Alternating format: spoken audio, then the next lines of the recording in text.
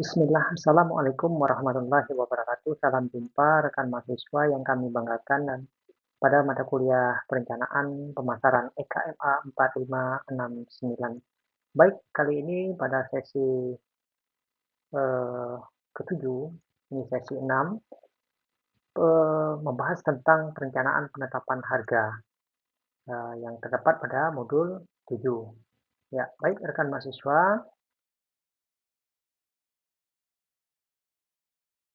yang kami banggakan, adapun kompetensi umum pada pertemuan kali ini atau pada sesi kali ini, mahasiswa mampu memahami dan menjelaskan konsep dasar dan perancangan perencanaan pemasaran serta aplikasinya dalam bauran pemasaran. Kompetensi khusus mampu menjelaskan dan merumuskan perencanaan penetapan harga. Yang kedua, menjelaskan pengertian harga. Yang ketiga, menjelaskan penetapan harga. Yang keempat, menjelaskan tujuan penetapan harga, menjelaskan pertimbangan dalam penetapan harga, menjelaskan metode penetapan harga, menjelaskan penetapan harga dalam tahapan daur hidup produk, menjelaskan adaptasi harga. Nah, inilah kompetensi umum dan kompetensi khusus pada sesi kali ini. Sesi 7. Baik, rekan mahasiswa, sumber belajar, silakan diakses RBV kita, ruang baca virtual, perpustakaan digital Universitas Terbuka, buka modul 7 EKMA 4569 tentang perencanaan pemasaran. Ya, serta referensi lainnya yang relevan dengan pembelajaran kita pada sesi ini. Baik, rekan mahasiswa yang kami banggakan, harga seperti halnya periklanan, promosi, dan penggunaan tenaga penjualan merupakan bagian dari alat pemasaran. Baik, harga adalah bagian dari alat pemasaran yang lebih mudah dan lebih cepat diubah dibandingkan dengan apabila kita mengubah kampanye periklanan, merombak promosi penjualan, dan mengubah perilaku tenaga penjualan. Baik, rekan mahasiswa yang kami banggakan,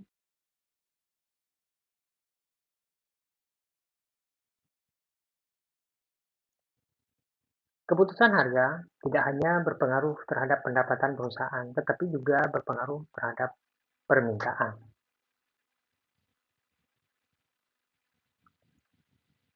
Dengan kata lain, merubah harga akan berpengaruh terhadap jumlah barang yang dijual. Bertentangan dengan pentingnya kehati-hatian dalam penetapan harga, banyak perusahaan tidak memiliki perencanaan harga. Nah, bahkan seringkali penetapan harga menjadi ajang tarik-menarik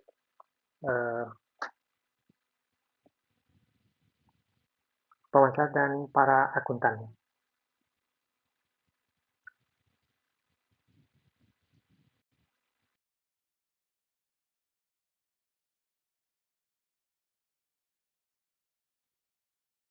Baik, ke rekan mahasiswa, untuk menetapkan kebijakan harga yang masuk akal, perusahaan harus terlebih dahulu memiliki sistem pembiayaan yang akurat yang benar-benar mencerminkan situasi perusahaan.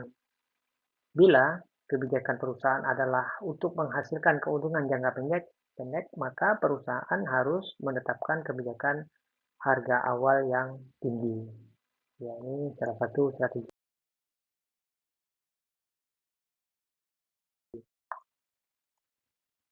Faktor yang berpengaruh terhadap harga. Nah, ada permintaan, ada biaya, yang ketiga pesaing, yang keempat profit perusahaan, yang kelima sasaran pemasaran, dan keenam ada hambatan peraturan. Nah, inilah faktor-faktor yang berpengaruh terhadap harga.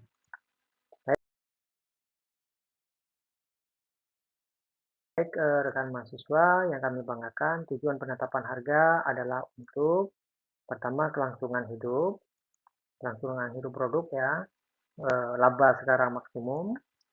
pendapatan sekarang maksimum, pertumbuhan penjualan, skimming pasar maksimum, dan kepemimpinan kualitas produk.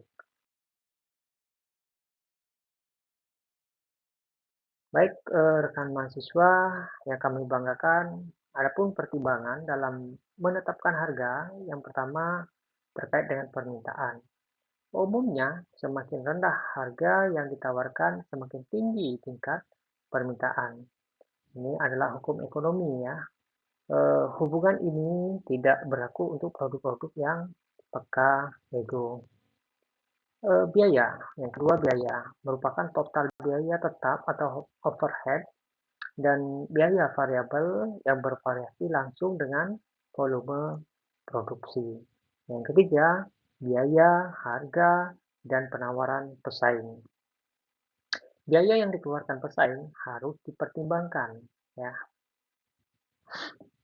Juga untuk mengevaluasi apakah biaya yang Anda keluarkan terlalu tinggi atau terlalu rendah sehingga Anda dapat menerapkan harga yang lebih kompetitif. Nah, baik rekan mahasiswa yang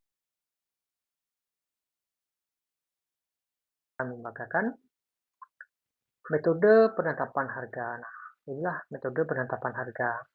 Ada kurva pengalaman, hubungan antara biaya, harga, dan akumulasi pengalaman. Jadi jika volume produksi atau yang berarti pengalaman terakumulasi ya dinaikkan, maka biaya total produksi per unit menurun sehingga harga dapat diturunkan. Nah, yang kedua, penetapan harga dengan cost plus. Dihitung berdasarkan markup biaya per unit produk. Nah, metode ini mengesampingkan faktor permintaan. Nah, yang selanjutnya penetapan harga berorientasi nilai. Jadi pelanggan membuat keputusan ya, membeli berdasarkan persepsi nilai, yaitu kesetimbangan antara persepsi kualitas produk terhadap persepsi pengorbanan keuangan. Ya. Pelanggan mengevaluasi produk berdasar biaya memperoleh produk, persepsi mereka, nilai entitas dan kegunaan relatif produk. Nah, dan seterusnya. Oke, baik. Yang keempat, penetapan harga lain, yaitu penetapan harga nilai. Nah, penetapan harga sesuai harga berlaku dan penawaran harga tertutup. Inilah 4 metode penetapan harga. Baik, rekan mahasiswa yang kami banggakan, adapun penetapan harga dan daur hidup produk sebagai berikut. Ada tahap perkenalan. Ya, tahap perkenalan, dalam tahap ini dapat diterapkan harga rendah, yaitu untuk merebut pangsa pasar. Nah, di sini masuk kategori promosi termasuk.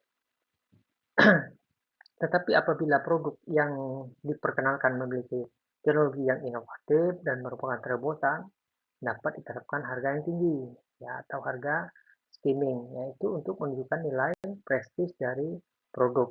Nah, ini adalah strategi ya, jangan sampai teknologinya tinggi tetapi dijual dengan harga yang rendah. Artinya produk ini mengedepankan prestis. Baik, yang kedua, tahapan pertumbuhan. Nah, dalam tahap ini diterapkan harga rendah, yaitu untuk meraih pangsa pasar.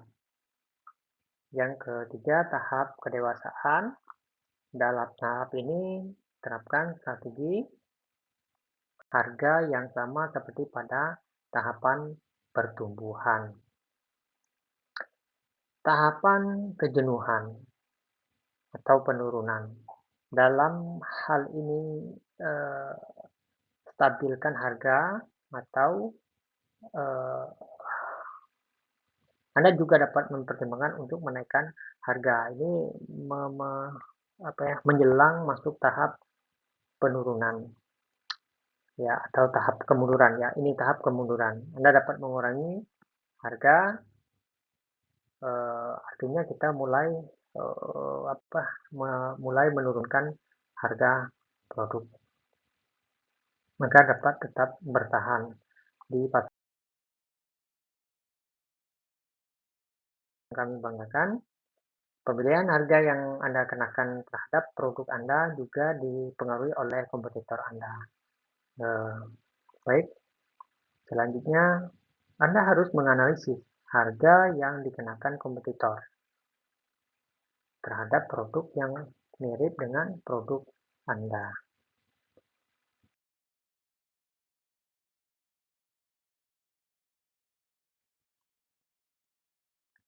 Harga yang Anda kenakan terhadap produk akan berdampak terhadap kompetitor Anda.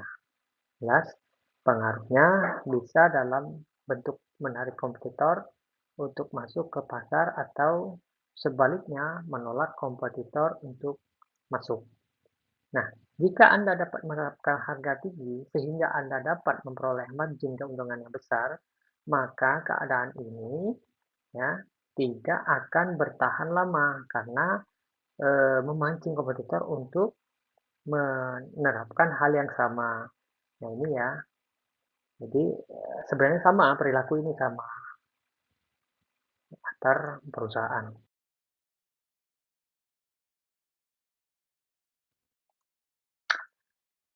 Nah, harga yang Anda kenakan terhadap produk harus sejalan dengan profil atau image yang Anda bangun untuk produk tersebut. Nah, ini adalah karakter ya, karakteristik dari produk, karakteristik dari perusahaan. Jadi image yang Anda bangun untuk produk tersebut. Nah, ini terjaga. Jika produk Anda terdepan dalam teknologi dan merupakan produk terbaik dan terbesar, maka harga yang akan dikenakan harus juga merefleksikan hal tersebut. Jadi tidak bertolak belakang. Jika target pasar Anda adalah pelanggan dengan pendapatan tinggi, oke, maka harga yang Anda kenakan harus memperlihatkan keeksklusifan produk.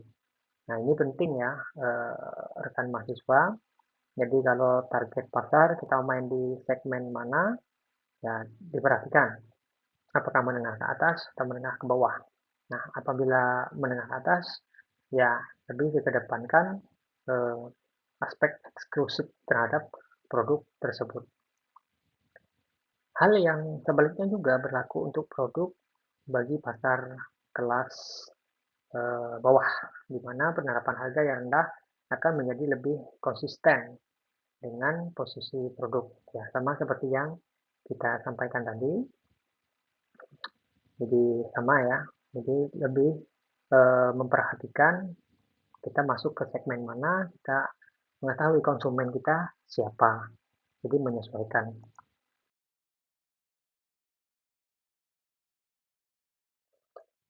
Baik rekan mahasiswa yang kami banggakan, jika bisnis Anda membutuhkan perantara untuk mencapai pelanggan, maka saluran distribusi mengharapkan hadiah untuk layanan yang mereka lakukan atau biasa kita sebut bonus ya. Hadiah ini bisa dalam bentuk besaran margin untuk produk ya, dalam bentuk promosi bisa juga. Harga yang Anda terapkan begitu keluar pabrik haruslah menguntungkan Anda ya, tanpa kita harus mempertimbangkan profit juga. Bonus boleh hadiah, tapi profit dari produk jangan dikesampingkan. Di sisi lain, harga masih harus tetap dapat menguntungkan. Nah, ini yang saya sampaikan tadi. Harus tetap dapat menguntungkan. Perantara memperoleh margin yang adil sehingga harga akhir yang dibayarkan pelanggan tidak terlalu tinggi. Oke, jadi kita eh, memahami bahwa harga yang akan diperoleh pelanggan itu memang wajar, harga yang wajar. Meskipun telah kita eh, sampaikan hadiah segala macam lewat distributor pada distributor. Baik rekan mahasiswa, pengurangan harga atau diskon adalah cara yang paling cepat dalam menaikkan permintaan. Yang jelas ini biasa kita kalau di pasar digital itu biasanya voucher ya. Mekanisme ini akan berdampak langsung dan mudah diterapkan.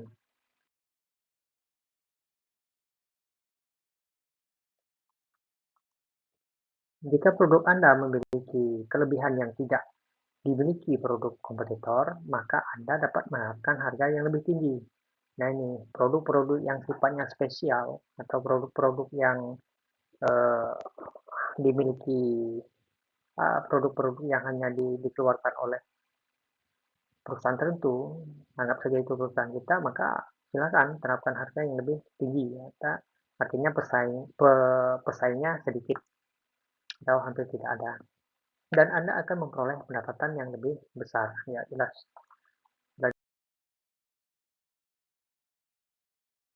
Selanjutnya, rekan mahasiswa yang kami banggakan, perilaku konsumen terhadap produk atau layanan Anda atau perilaku terhadap perusahaan Anda karena nama dan reputasi yang telah dibangun juga akan mempengaruhi keputusan harga. Ya, nama besar atas perusahaan, nama besar atas produk itu sangat berpengaruh terhadap keputusan harga. Baik, rekan mahasiswa yang kami banggakan, mengadaptasi harga. Nah, ini pertama terkait dengan penetapan harga geografis. Ada barter, ada transaksi kompensasi, kemudian persetujuan pembelian kembali, ada offset, dan yang kedua ada diskon dan potongan harga.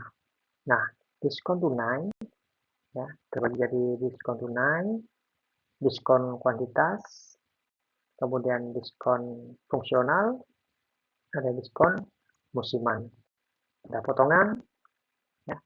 Nah ini ada mengadaptasi harga 1, 2, dan yang ketiga penetapan harga promosi. Penetapan harga promosi ada harga pemimpin rugi, ada harga peristiwa khusus, ada rabat tunai, ada pembiayaan berbunga rendah, dan ada syarat pembayaran yang lebih lama, garansi dan kontrak jasa, kemudian ada diskon psikologis. Kemudian yang keempat, penetapan harga diskriminasi. Terdiri dari penetapan harga segmen pelanggan, penetapan harga bentuk produk, penetapan harga citra, penetapan harga lokasi, penetapan harga waktu, dan ini ada mengadaptasi harga tadi ada 5. Satu lagi penetapan harga bauran produk. Nah, terdiri dari penetapan harga lini produk, penetapan harga keistimewaan pilihan, penetapan harga produk pelengkap, penetapan harga dua bagian, penetapan harga produk sampingan, penetapan harga berundal produk. Nah, rekan mahasiswa, silakan dibuka ya penjelasannya pada modul yang telah disampaikan tadi, modul 7. Ya, silakan rekan-rekan mahasiswa belajar secara mandiri, buka di modul terkait dengan penjelasan-penjelasan tersebut. Baik, rekan mahasiswa, pada sesi ini kita ada bahan diskusi dalam menetapkan harga suatu produk dapat disesuaikan dengan keberadaan produk tersebut pada tahapan daur hidup produk. Nah, sebuah produk berteknologi tinggi seperti gadget direncanakan launching ke pasar di pertengahan tahun 2019 kemarin ya. Nah, setelah hari raya, Nah, sebutkan metode penetapan harga yang dapat mengurangi atas apa ya? Dapat digunakan, sebutkan metode penetapan harga yang dapat digunakan atas produk tersebut pada tahap perkenalan, pertumbuhan, kedewasaan, dan penurunan di 4 tahapan daur hidup produk. Nah, jadi kan mahasiswa silakan dibahas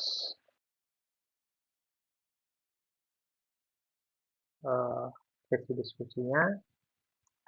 Pada sesi ini kegiatan tutoran kita pertama merangkum modul 7 sebagai bagian dari belajar mandiri yang bermanfaat. Seperti yang kami sampaikan tadi, buka RBC-nya, silakan buka modul 7-nya, belajar secara mandiri, berpartisipasi dalam forum diskusi ini sesi 6, okay.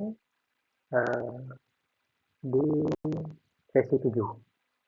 Nah, kemudian mengerjakan soal tes formatif, mengakses video terkait materi kuliah, membaca sekilas modul 8 untuk persiapan pertemuan berikutnya atau sesi terakhir.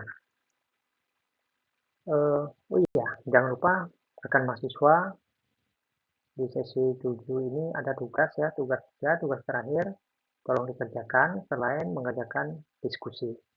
Baik, semangat belajar dan sukses selalu. Wassalamualaikum warahmatullahi wabarakatuh.